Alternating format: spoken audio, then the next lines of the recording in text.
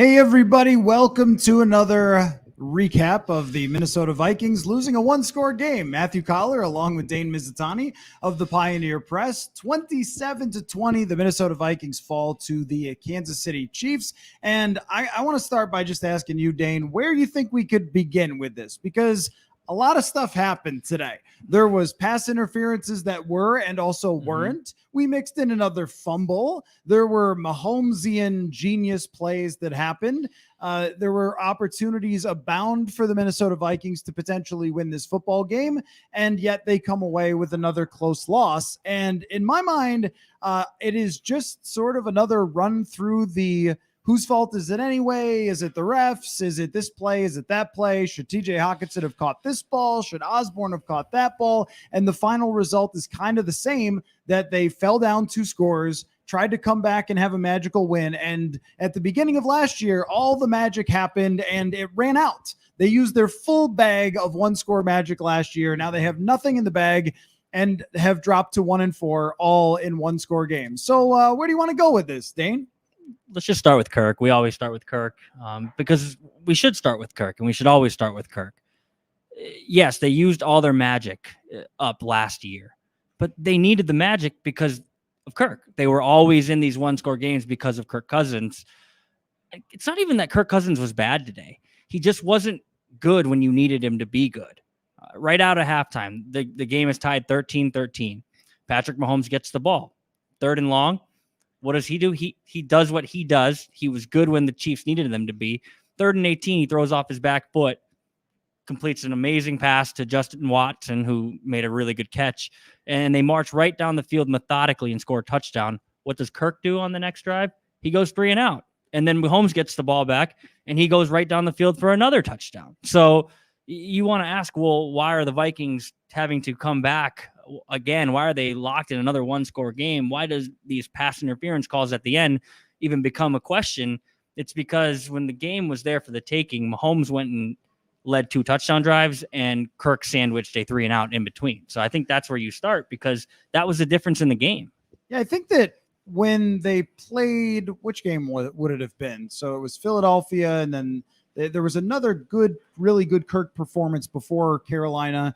And it was like, okay, this is like, he's playing really good football right now. And the Chargers. Right. So they get off to an 0-3 start. Well, Kirk played some really great football. Right. Honestly, I had very few complaints about the way Kirk Cousins played over those first 3 games.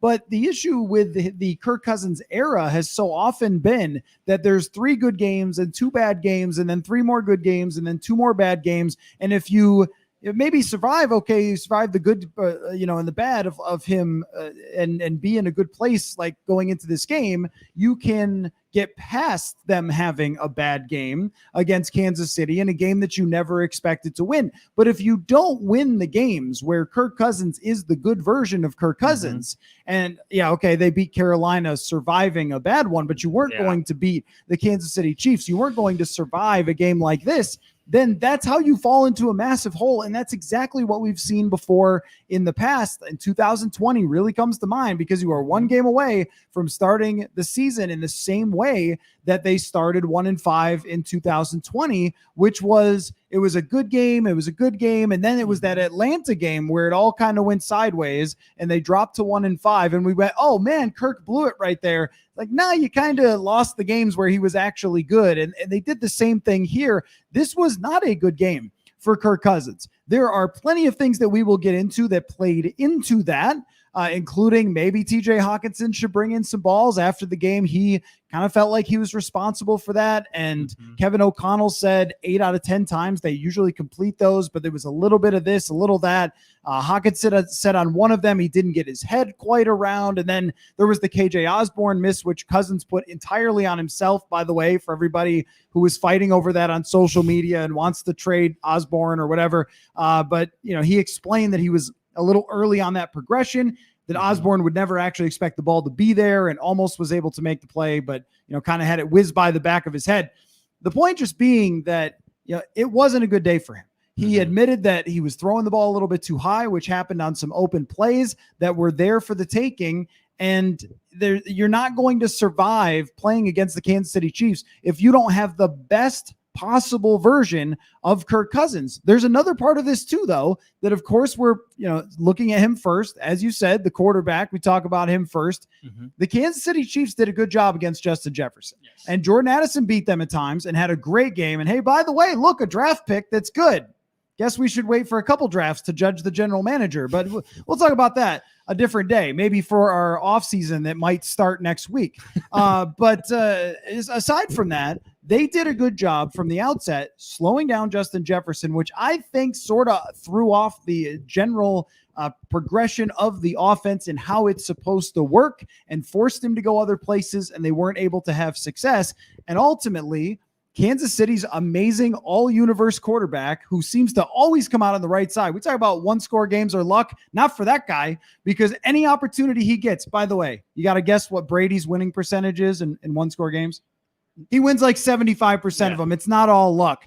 Anyway, the point just being that Patrick Mahomes, he had a lot of things going against him. His offensive line wasn't very good. He was getting pressured all the time. His defense was allowing the Vikings to come back and to take the lead, and they didn't just completely shut them down. But when he had to have it, he made all the throws that he needed to make. It was third downs. It was third downs and longs. It was down the sidelines. And I think that this is one where it's like, yep, that's these two teams. That is not probably that much better of a football team than the Vikings are right now from complete roster. And yet kind of the difference that one of those quarterbacks finds a way and the other throughout his career here has at times and has not at times. Yeah. And it's why you kind of hear whenever anyone talks about the Vikings and the way they're constructed, they are still a quarterback away. It feels like they are a quarterback away because they don't have the right one. Kirk in a vacuum can be a good quarterback, and we've seen it at times. But to your point, you just ride this roller coaster week in, week out, season in, season out, and that level of consistency just kind of isn't there. And today's a good example of that. But on the flip side, you just watch some of the things Patrick Mahomes is able to do. Kirk just doesn't have that in his bag. And I think that can be a huge thing in big moments of the game when you need a play, you need something to happen. You need your quarterback who gets paid the most money on the team to make something happen. Well, Mahomes did it today on that 3rd and long. We saw it. Mahomes did it today when he shifts the pocket over and he finds Travis Kelce. And then a couple of plays later, the Chiefs go and they go up by 2 scores. Kirk's most creative play of the day, which was actually a pretty good one. It was a weird little scramble where he kind of tried to do Mahomes, but then he ran into Ed Ingram and then he turned back left and then he had a chest pass to Cam Akers. It didn't count, but like he looked so uncomfortable in that situation. It's just kind of who he is. And you hate to kind of keep piling on because it's like, we could probably say the same thing every week, but we have to, because at the end of every week, it seems like we're saying, okay, well, how did this game kind of just play out very similar to every other game? How was this close again? It's because of those plays that don't get made. I think you made a good point about the Chiefs did a really good job with Justin Jefferson. They were physical with him. They obviously did the whole thing where it's like the Jefferson coverage or whatever, however Kevin O'Connell describes it. I think he calls it the JJ plan or the JJ whatever. Teams have a very specific way of defending Jefferson. It's one guy and then it's help over the top, and sometimes a third guy can come in there. But the Chiefs clearly made a point to not let Justin Jefferson beat them. He did not. Another big thing we should note, Justin Jefferson suffered a hamstring injury, and hamstring injuries in receivers, not good. So who knows how long he could be out. We saw him after in the locker room. He looked like his normal peppy self, but I think at the end of the day, when you hear hamstring in receiver, it doesn't bode well. So it's kind of insult to injury here with the Vikings dropping to 1-4, having another, roller coaster game for Kirk Cousins, and then losing their best player. Yeah, and so, of course, I can already feel wait, you're blaming Kirk for that loss? It was the refs. Don't worry, we'll talk about that as well. It's just that when we see the same movie over and over again, and now all of the magic is gone. Like, I mean, we are so far now separated from all the fourth quarter comebacks and everything else that it feels like we're kind of back to the same old discussions that we've had so many times about the quarterback and the rest of the team and the kind of overall situation where you get a 325 game, and this is 0-7 for the last 7 Jim Nantz games, by the way, and it's a 325 game. and it's all the marbles kind of on the table here. And if you do not win this game, it feels like your season is completely over. I think their playoff odds after losing this game are probably going to go down to just barely alive. I mean, we're talking maybe like 10% chance. And you could tell me about the schedule, but New Orleans had a win today. I mean, Cincinnati looked better today. It's just like, you can't tell me that the rest of the season, you're only going to have like 3 losses or even 4 losses to even have a chance. And being that we like you to tune into these post games and the podcast and read the articles and everything, the season's not over, but man, it wouldn't have been over if they won today. And that just always feels like the day late, dollar short of the whole era, where it's not just him, it's more of an accumulation of, well, hey, everything goes right for a season and they're in the playoffs and they're hosting a playoff game and it's just not enough at the end. And it's, hey, if you get this win, then you go to Chicago, then you face the 49ers, and then it's the division games and everything else. And then, okay, maybe you could talk me into a miracle turnaround. But what happens? It's 7 points short. It's 1 drive short. It's, oh, we used the timeout, so now we can't go down the field and make a play. The man on the other side of the field, just to show you the difference and how it's small, but it's also huge, was in a playoff game and had 13 seconds. 13 seconds at the 25-yard line. That's all he needs to go down and get a field goal. And I know they need a touchdown here, but that's all he needs to go down and win that game was 13 seconds. The Vikings got the ball back with what? Like a minute and 6 seconds. They threw a 3-yard pass and it ate up 18 of those seconds on a 3-yard pass. If that isn't the most like 2018 through 2021 thing that I have ever seen at the end of that game. So yeah, we're going to talk about all the other stuff, but the other guy is not throwing a 3-yard pass that's eating up 18 seconds off the clock with no timeouts. Yes, it's the coach's fault for not using those timeouts. Yes, it's Josh Oliver's fault for fumbling the ball. Yes, it's the ref's fault for maybe calling Harrison Smith when he didn't commit pass interference or picking up a flag when maybe it was pass interference. I didn't really think so, but I don't know. Who knows? Who actually ever knows? I let internet fight about that because I don't even know. But the point is just, it's always, and it makes it fun to recap close and exciting games and break it down to the very detail of, hey, if you didn't call a timeout and instead you just took a 5-yard penalty, maybe you would have had one, which would have set you up for a better position, which maybe would have helped you potentially tie the game at the end. But at the end of the day, it's the same story. It's the same conversation. And by the way, it's the same 2-score lead that you're chasing all the time with this team. And so if you're trying to convince anybody after this that there's like a comeback to be had, or there's a magical change, or there's a light switch to flip on, or even luck can start going their way and they're going to be a different team, well, that's a pretty darn difficult sell, I would say. And this was like the last frontier of that. The last hope was here today of maybe they're actually better than their record. They're not.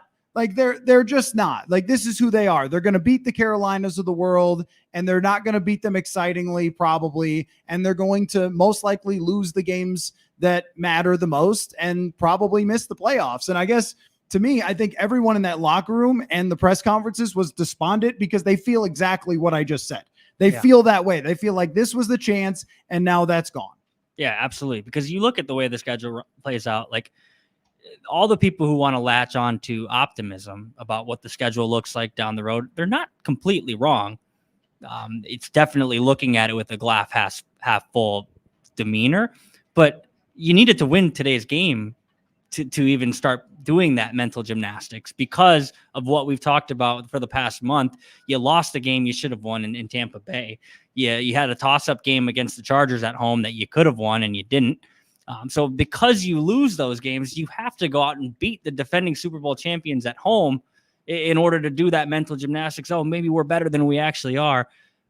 But the reason the Vikings didn't do that today is because they're not better than they actually are. They are what they are. And what they are is just kind of an average team with a very limited ceiling that we saw get hot for 6 weeks last year. And if you take away those 6 weeks, they're just an average team with a very limited ceiling that loses to Daniel Jones in the first round of the playoffs. Or, like this team, does not make the playoffs at all. If the Vikings were to go on and turn this thing around and make the playoffs, I would be the first person to eat my hat. But I'm not wearing a hat. I'll go put one on and I'll eat it on camera on this Purple Insider podcast. If the Vikings go ahead and turn this around and make the playoffs, they're not going to. This team is what it is. And you start to really worry now, like how bad can this get if Justin Jefferson is out for a week, 2, 3? I don't know. How long do hamstrings keep you out? I don't think it's a 1-week injury. And everyone's, look at the schedule. They can get hot. They can beat the Bears. If Justin Jefferson doesn't play at Soldier Field next week, where Kirk Cousins doesn't play well and Justin Fields actually looks pretty good the last 2 weeks, they could easily lose to the Bears too. So this thing could snowball out of control. And I think you're right. You saw the looks on the face in the locker room. It wasn't like weeks 1, 2, and 3 where they're like, we can turn this around. Like, they said that, but I don't know if they actually believe it anymore, because how could you? You're 1-4, staring down maybe 1-5, and then 1-6, because then San Francisco comes to town. It looks grim, and it looks grim because this is kind of just who they are. Yeah, I would have. I changed my rule this year, and maybe I shouldn't have, which was to always write in a loss at Soldier Field. And I'm just going to be saying this all week. They're playing at Soldier Field right after Friday the 13th. That doesn't seem good for a Minnesota Vikings franchise that always gets upset there. But hey, look at the records. They're the same. Yeah. They're the same. They're the same. The same as the Bears. No matter what argument you want to make, they're the same as the Bears. The most criticized, dumped on team in the entire NFL, who has one pretty sorry win against Washington, who's not a good team. Their win is better, though. Their only win is better. What? That today was the, all right, I don't even know. But here's something I want to ask you. So Kirk Cousins said after, and I actually agree with him, he said, this might be the best group of weapons I've ever had. It's pretty close. Washington, he had some beasts. He had, Pierre Garçon, Deshaun Jackson, that whole group, the 2 great tight ends. But this might be just as good or better. And even the running game has been pretty competent the last 3 weeks. I thought they ran the ball okay today. When you get down 2 scores, can't really run the ball. Right. But when they were in the game and they ran, it was going okay.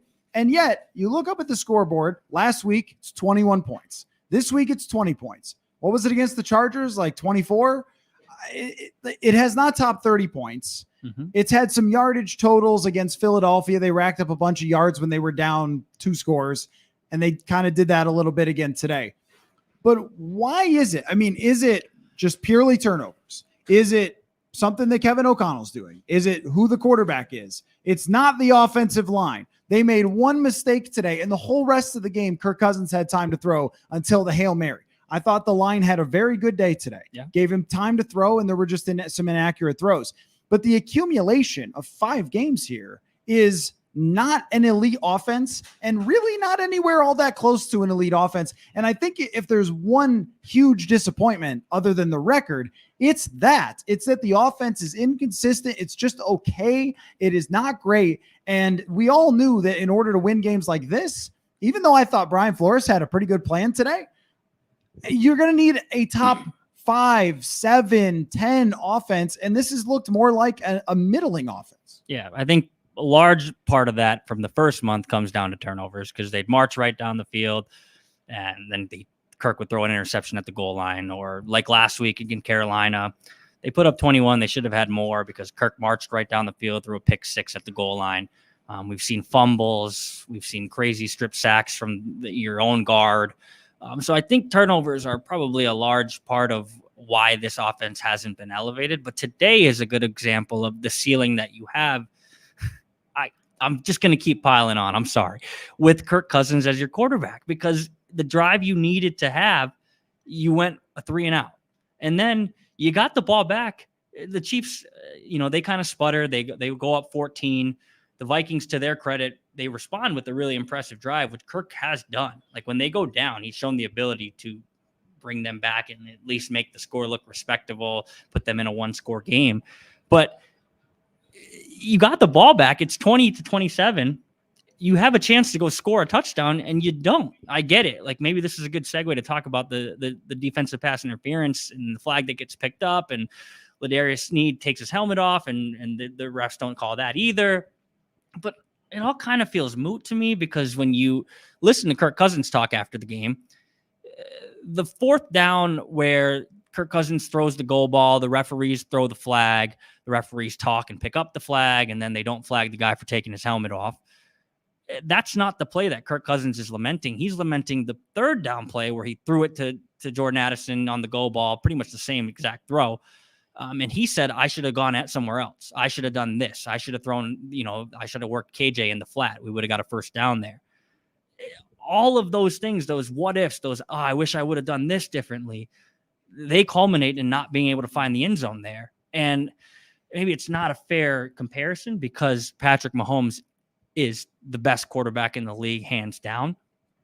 But I just would venture to guess that if he was down 20-27 in a game where they weren't playing that good, the Chiefs probably find the end zone there. So, yeah, you're in positions to go out and score, and you just don't. Yards, they don't really mean a lot if they don't end with you lifting, or crossing the goal line and scoring a touchdown. They even had 2 field goals today. So they had to settle for Greg Joseph field goals when Greg Joseph field goals are not going to beat Patrick Mahomes. So the offense just sputters out at the wrong time. And I think a lot of that just has to do with the quarterback. Yeah, I've been, I think over the years, always hesitant to focus too much on one thing that happened and say, that was the thing, that was the reason, because the bigger picture is that there were tons of opportunities, including, hey, when you throw that fly ball out to Jordan Addison. And again, if you're asking me whether I think that's pass interference or not, my answer is, if you're watching on video, you're seeing me shrug. If you're listening to me on the audio, I'm shrugging. I don't know. Does the NFL know? Does anybody know exactly what pass interference is to the point where they could get it accurately correct by the rule book time and time again? And I think this game was proof of that. I didn't think Harrison Smith committed pass interference.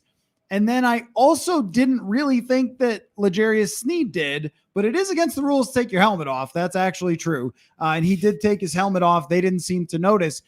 But I thought neither one of those were. They called Harrison Smith. They both went against the Vikings. All right, well, you can't split the difference and just sort of, flip a coin there. But the reason I've always been hesitant is that the bigger picture on this team is it's just not good enough, right? And so there's, like you said, there's several 3-and-outs. And you could go back to, well, Josh Oliver fumbled right off the bat. Okay, and you didn't have to give up a touchdown there, but probably going to happen against Patrick Mahomes. You're leading at one point in the game, 13-10. So you got rid of that. You're getting going, and you're getting your momentum. You're tied at halftime, and yet it's not too long after you're tied at halftime that it's 27-13. Yep. And so, yeah, we can always get into those nitty-gritties, but first of all, I always struggle with the refs. What am I supposed to say? Yeah, well, you got screwed. Put a W up. I don't know. I mean, that those happen in every game. I feel like I watch so much football, Dane, that I see every single game has these calls, and there were calls that went against the Chiefs today. They, in fact, had, I think, what might have been a record of penalties on a single drive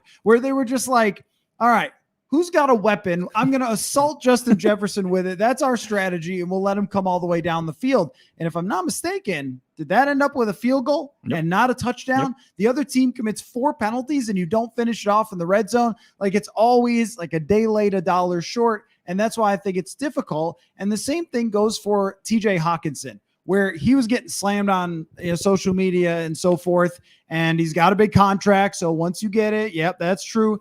I thought those were very high difficulty catches for a tight end. He made 1. He didn't make 2 more. But what we should talk about that matters, all that was to say this, that Kevin O'Connell giving up the timeouts took away their chance to win at the end. And who could have seen this coming other than absolutely everyone? When those timeouts were called, when that challenge flag was thrown. Look, they show it on the big board right after. Travis Kelce had his knee down with the ball gripped. What a beast that man is, by the way. After getting injured and then coming back, catching a touchdown in that play, I would date him. So, but what an incredible, I'm sorry she wasn't here today, Dane. I'm sorry. You're okay. You got over it. You got over it. No Taylor Swift. That's okay. But he had the ball. By the rule, he's got complete control of the ball and goes completely to the ground before it gets taken out of his hands by Josh Metellus. There's no reason to challenge that play. I mean, he explained why he did, but it was pretty clear that was not going to get overturned. The toe tap review much closer. Another thing that went Kansas City's way. Conspiracy people were out on that one, but when it came to the Kelsey one, I thought it was clear as day. He completely had control of the ball and his knee was down. Like, what more do you want? And so there's a wasted timeout because the personnel and the substitution wasn't right. It's at home, by the way. You notice what stadium's behind us? US Bank Stadium. They're at home, struggling with substitutions, delay of game in a key spot in the game. Mm-hmm. How does this keep happening? Like every week there's a silly timeout. There's a delay of game penalty. Like something about the operation and today's game management with those timeouts really hurt them, because if they get the ball with 1:06 left and they could call 3 timeouts, they've got a chance to tie the game, but instead you wasted, again, 18 seconds on a 3-yard pass. So I think that at least there should be some discussion when we talk about this whole thing of why are they an average offense, that the operation has not been the smoothest all year long. Yeah, no, and it's both sides, but yeah, you're right. When you talk about just the delay of game in that huge moment, that is kind of emblematic of this offense. Kind of, we talk about it clicking, firing on all cylinders, kind of the opposite, not clicking, not firing on all cylinders. And that's a kind of a holistic thing. I guess if we're calling it a holistic thing, then probably part of that rests on the shoulders of Kevin O'Connell, the play caller, to kind of get these guys in the right position, to make sure everyone's on the same page. I do think it also goes back to the quarterback, kind of evoking that sense of calm in those pressure-filled scenarios. But to your point about the challenge, like that is, Kevin O'Connell said after the game he would do it again. I don't think if he watched the film, he would go actually, like if he went back and was honest with himself, watched the film tonight, I think he would answer tomorrow. And I don't think he would do it again. That was the classic hope challenge. I hope this is a thing that could change the game, because wow, that result was really good for us. So if the refs, screw up, then wow, that'll be good for us. Like you see coaches kind of throw that hope challenge flag a lot. And that's what it was for Kevin O'Connell in that moment. And it was huge.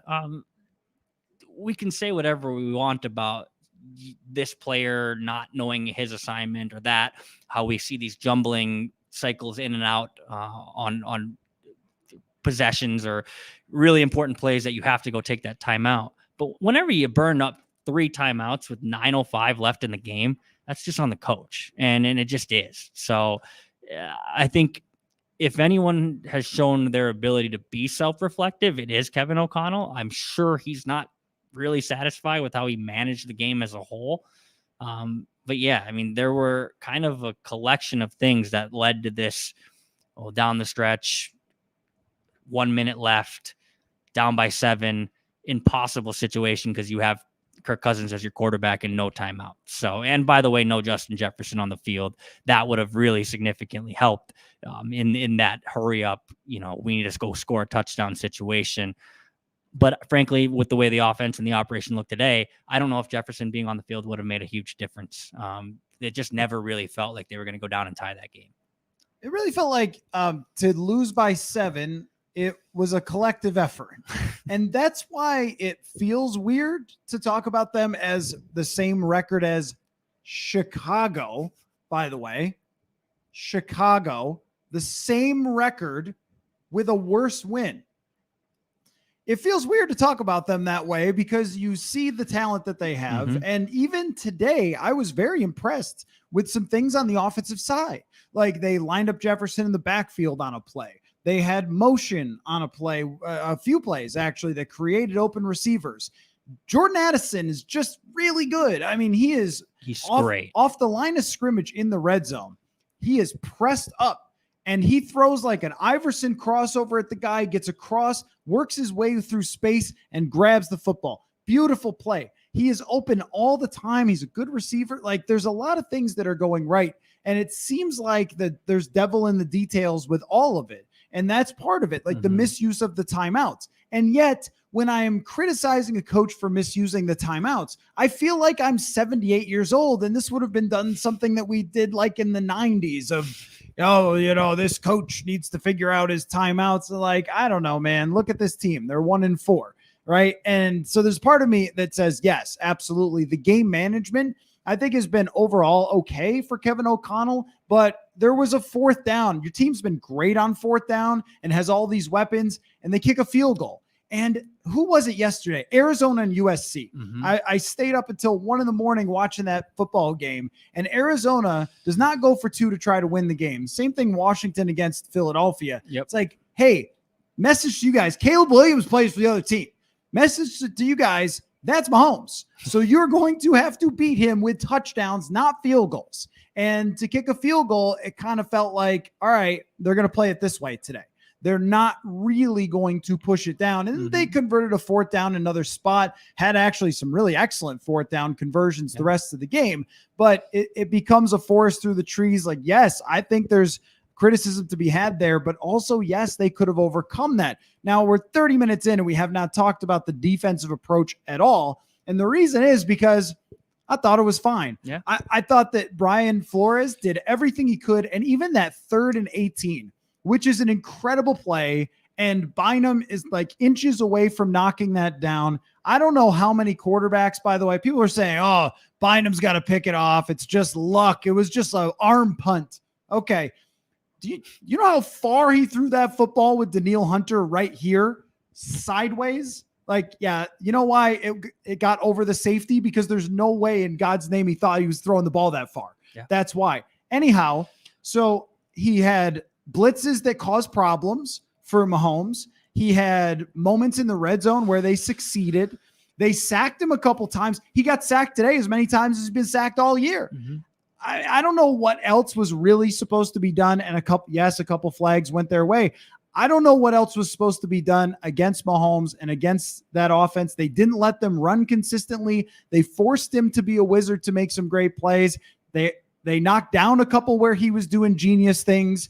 And if there's anything to take away from this truly horrendous 1-4 start to the season, it's that I think Brian Flores knows what he's doing. I mean, I think he's actually done a very good job. Perfect? No. But if you're right there in the game when that guy's playing and he's throwing it around the way he was today, I think you've done a pretty decent job where they had a chance to be in it if the offense was successful today. Yeah, it is interesting that we are a half hour in and haven't talked about the defense, because honestly, going into today, I thought, well, what's going to happen is the offense is going to be able to hang with Kansas City, and we'll be there at the end of the day talking about, wow, look at this defense again.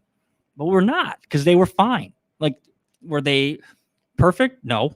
I don't think you're going to be perfect with that collection of talent. And I think there were plays to be made that didn't get made. Yeah, sure. You'd like Cam Bynum to knock that ball down. He even wore that after the game, like mistimed his jump.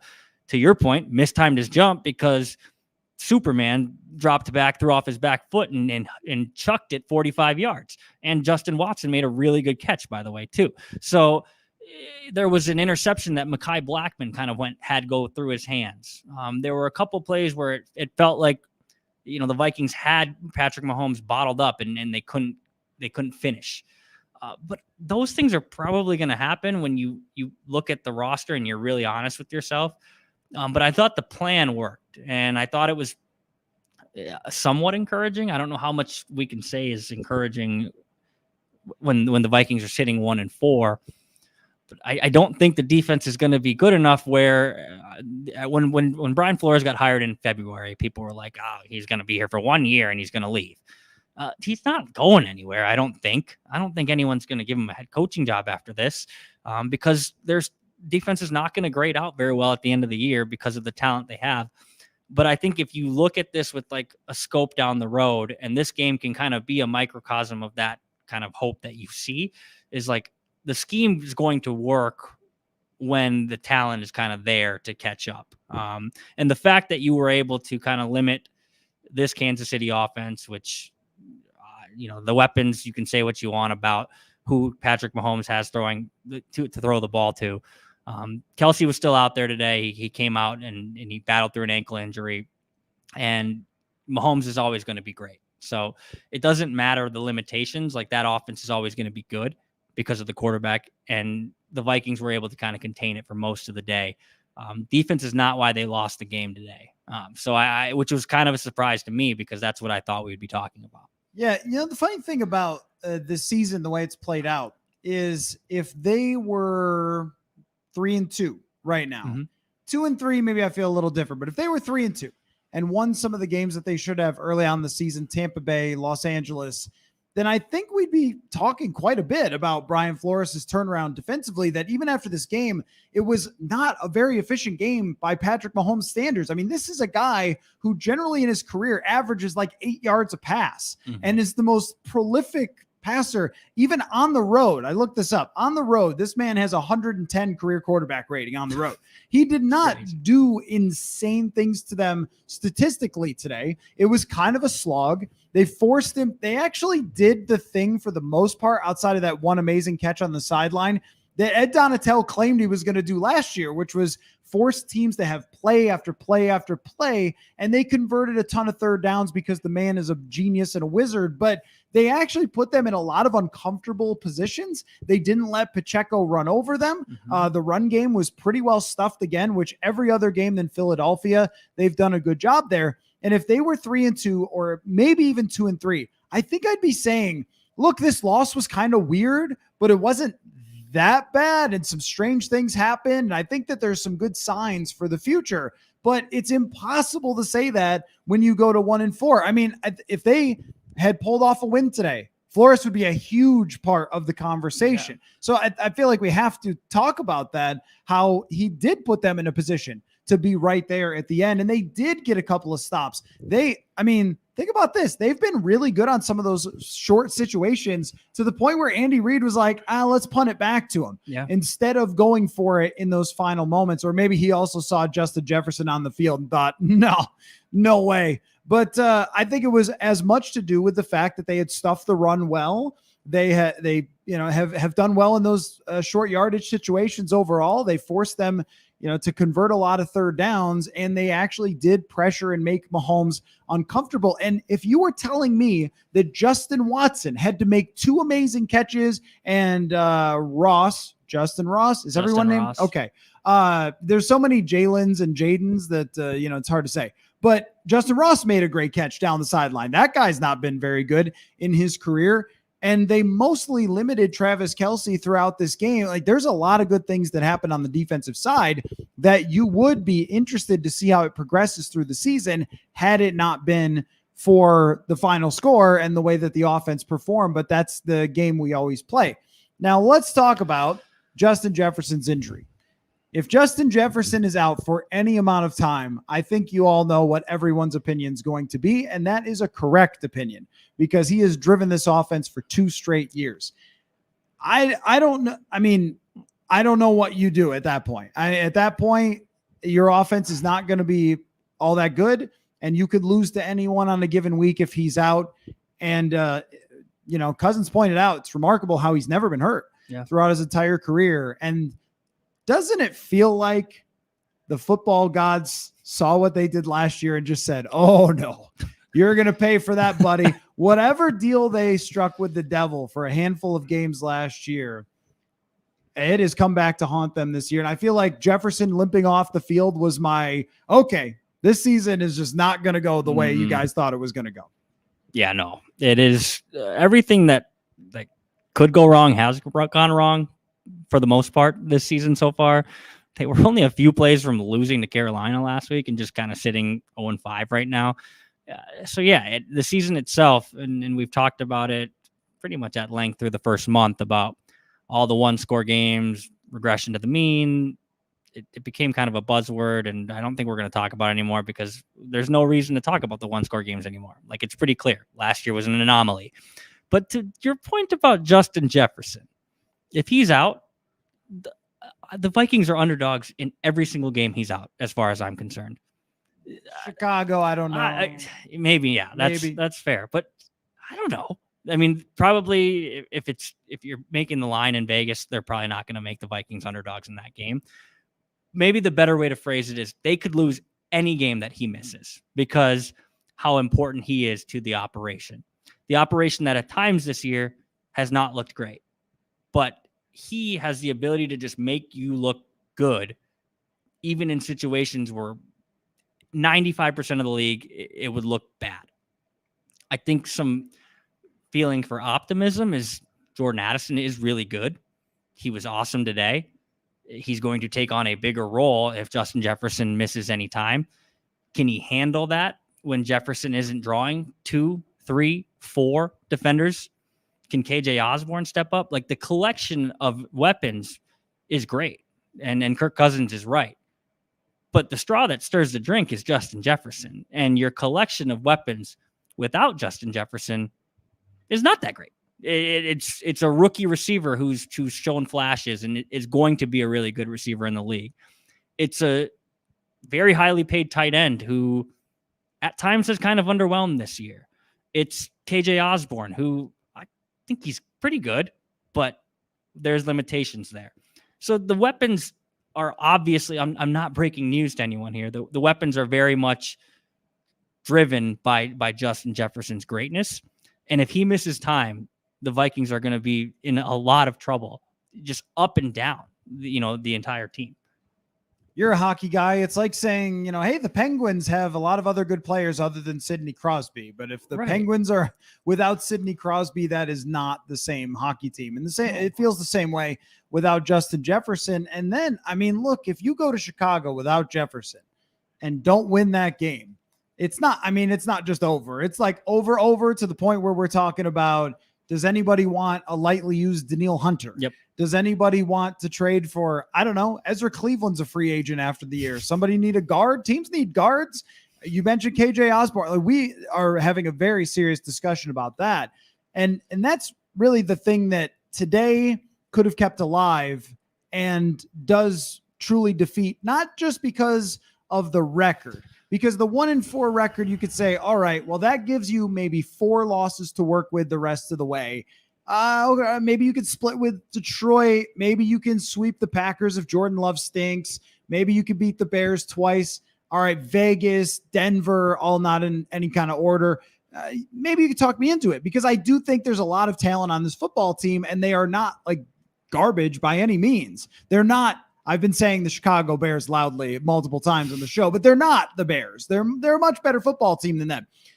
But where that ends is talking about Justin Jefferson missing any time or having to come back, and then is his hamstring back to 100%? Please do not play Justin Jefferson until his hamstring's 100%. I'm also not certain, and I don't want to speculate on injuries, that TJ Hockenson is going to be 100% going into next week. He took a very hard fall at the end of that game. He came back in. Who knows? Garrett Bradbury was taken out at one point as well. That was a physical game where they got some injuries. Caleb Evans, who I think has had a pretty decent start to his year, also got hurt, knee injury. Andrew Booth is out there at one point. If the injuries start to pile up, this could go in a bad way. I don't want to get into the discussion today about what happens if this goes in a bad way. I think we all know that draft-wise, that's not the worst thing that's ever happened to the franchise. But after today, not just what happened, not just the final score, not just the record, but how it went, how they come out of this, makes you think it's not crazy that this could be a 1-6 start to the season or worse. Yeah, no, because there's not been anything to this point to show you otherwise. Like, you can't latch on to something that's not there. And I think early in the season, it was like, oh, that loss to Tampa Bay in the season opener, that's a fluke. That's a week 1 loss. They're going to be fine. And then they go get pretty much railroaded by the Philadelphia Eagles on the road 4 days later. I know the score looked close. It wasn't a close game. We were there. And then you lose to the Chargers, and then it just starts, you barely beat the Panthers, and then you do what you did today. Like, if we're just saying like, oh, this is a good team, they're going to figure it out, I think we're holding on to last year. And at the beginning of every training camp, whatever, preseason, all the players and coaches say, like, this is not last year. It's not. And so I just don't see, like, do I think they will beat the Bears? Honestly, yes, but also this is me shrugging my shoulders on, if you're listening, like, I don't know. Like, there's nothing that gives you confidence that this Vikings team is just going to go out there and hammer a team that they should beat, because they didn't do it last week. They hung tough this week to a degree. They enter next week's game probably as the favorite, but I just don't feel good really about them in any matchup because of what they've shown us. This isn't piling on. This is just kind of what they've shown us to this point for 5 weeks, is that I don't know how you could feel that optimistic. So they're a little over a quarter of the way through the season, Dane. Is there anybody that you want to, I don't know, throw some stones at for this? Do you want to blame anybody? I mean, of course, like we've talked about the quarterback and so forth. With Kirk, I actually don't really blame Kirk for the start because he did play well in games where this team fumbled the ball away or defensively they weren't good enough. But also, it's just who you should always have expected Kirk Cousins to be when you brought him back. So if you expected him to just carry you past Mahomes and be Peyton Manning, well, that probably wasn't going to happen. If you expected him to play better than he did in those first 3 games, well, I don't know what you could actually ask from him in those 3 games. And they won the one where he didn't play well. So it's like a big picture versus small picture on the Kirk Cousins discussion. But is there stones that you want to throw at anybody else for this 1-4 start? Or is this just who we knew they could always be? Because I remember being asked during training camp, like, hey, could this team, like, based on the schedule, start 1-4, 2-5? And my answer was always yes. I could have seen the exact opposite. And that's like how close the score differential has been. But I think we could always see the 2 sides of this team where if you had things go right, yeah, you could start off pretty well, but there was always a universe where they could start off just like this. And I think this is where they are as a team. And I'm not going to rant about it today, but this is where they are in the progression. And when you take all the good players off who are veterans and experienced, like you're probably going to hit more road bumps and you're going to have more mistakes and things like that. So in a way, it's like how I thought they could be. In another way, it's inexcusable because, like, how did this happen? There were opportunities and there's players on offense and it's a little bit, I don't know. It's like a little bit of a hard position to decide how I feel about. Yeah. If we're nitpicking and we're assigning blame, which is probably not fair to assign blame on one person for this start. Even as much as I've piled on to Kirk Cousins in this podcast, it's probably not fair to put it squarely on his shoulders. But a guy who I think you probably need to see more out of moving forward is TJ Hawkinson, is the guy who just became the highest paid tight end in the league before the season started.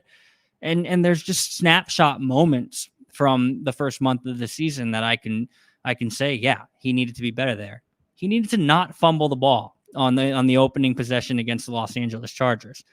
He needed to catch the ball on that play, that calamity down the stretch in week 3, where they can't get the call in and they should have called a timeout or they should have spiked the ball. They didn't have any timeouts. They should have spiked the ball and the play gets off and we all blame Kirk after because we should, but Kirk also kind of threw a dot to TJ Hawkinson there and TJ Hawkinson didn't catch it. It's a hard catch to make. There's catches today that are hard catches to make.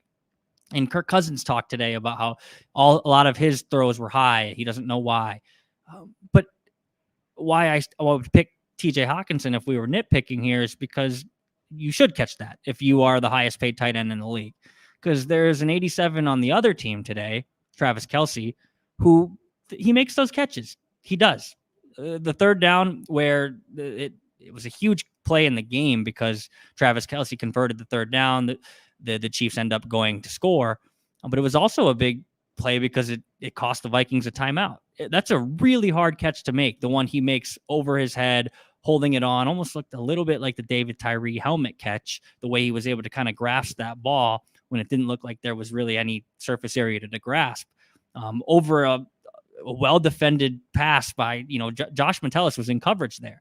Well, TJ Hawkinson, he hasn't had that catch yet this year to me, and he hasn't had that moment. And I'm not ready to go out and say, that this was not the right signing. You've overpaid a guy like this. But I'm just saying, if you're 1-4 right now, he's someone you want more out of.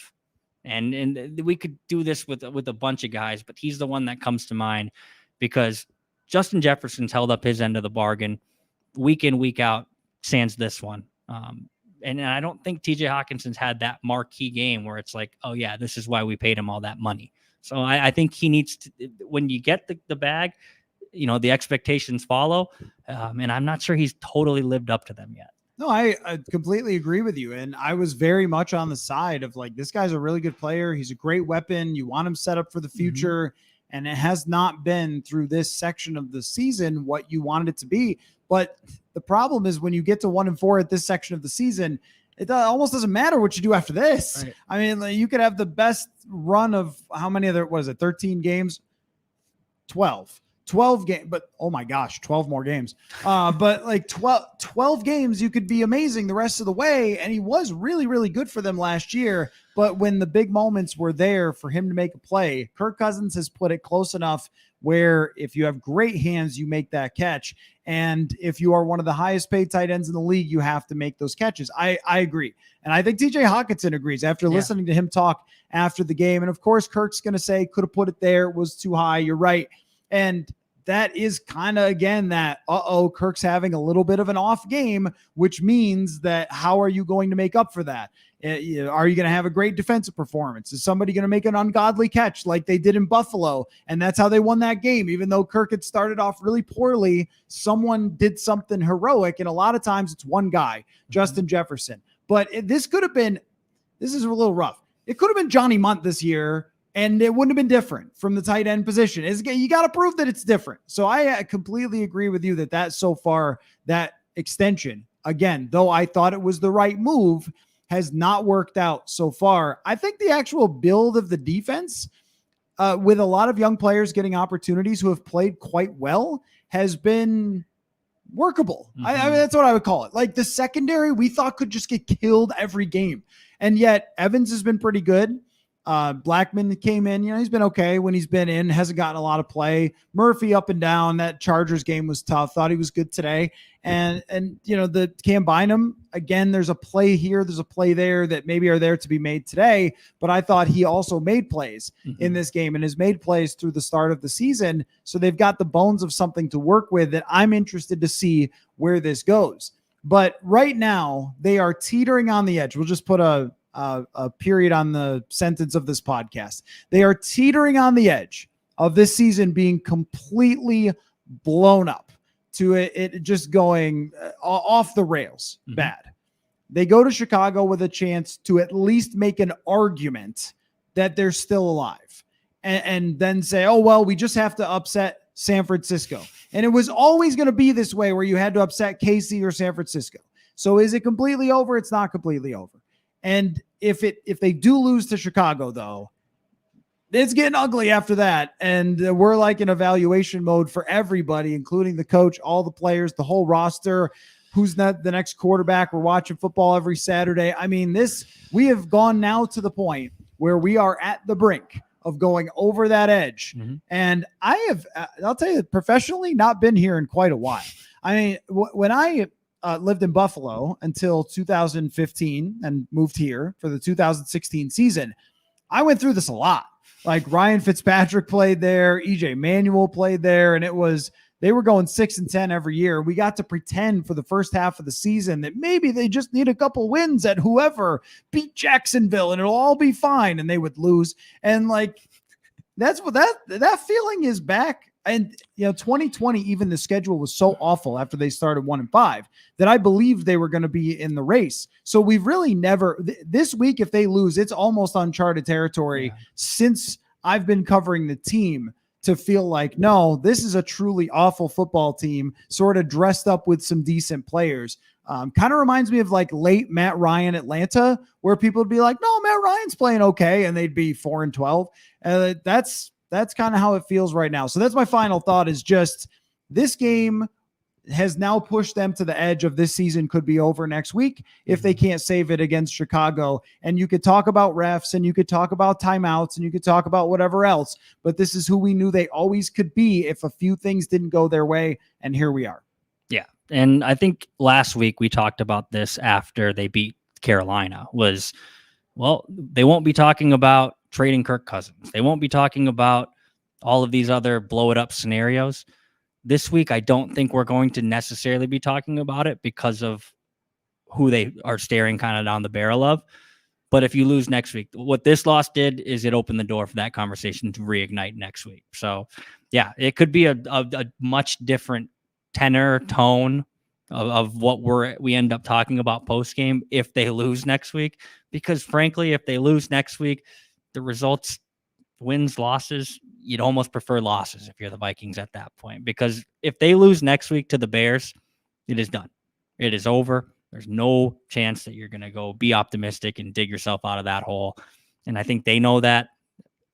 They're probably, what's going to happen is they're probably going to win next week, and then they'll probably get wiped by San Francisco, and then here we are talking about this all again.